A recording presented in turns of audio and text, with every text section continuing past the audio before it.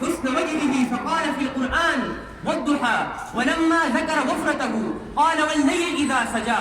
ولما ذكر لسانه قال: لا تحرك به لسانك. ولما ذكر صدره قال: ألم نشرح لك صدرك. ولما ذكر بلده قال: لا أقسم بهذا البلد. ولما ذكر رداءه قال: يا أيها المزمل. ولما ذكر عمره قال: لعمرك. ولما ذكر صلاته قال: أرأيت الذي ينهى عبدا إذا صلى. ولما ذكر سجوده قال: وتقلبك في الساجدين. ولما ذكر ذكره قال: ورفعنا لك ذكرك.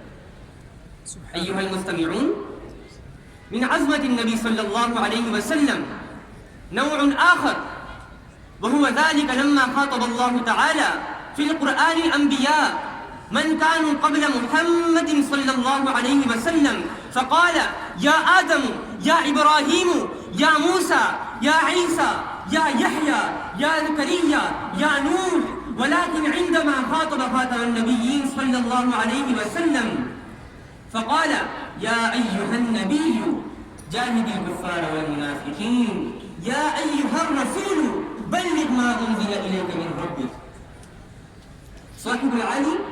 ومن سيرة النبي صلى الله عليه وسلم نوع آخر، وهو حسن الخلق، وقد قال الله تعالى: وإنك لعلى خلق عظيم. إخواني، ومن سيرة النبي صلى الله عليه وسلم أن النبي صلى الله عليه وسلم قد حكم على قلوب العباد وزكاهم عن أخلاق الرذيلة، يعني الكذب والغيبة والنميمة وغير ذلك.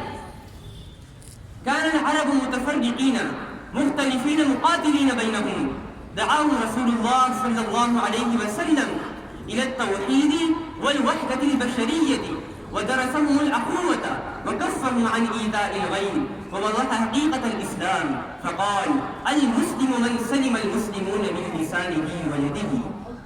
أيها المستمعون، اليوم قد فات من حياتنا أخلاق النبي صلى الله عليه وسلم وأفعاله وأعماله، فيجب علينا أن نلتفت إلى سيرة الرسول صلى الله عليه وسلم، وأسأل الله أن يوفقنا بالعمل عليه.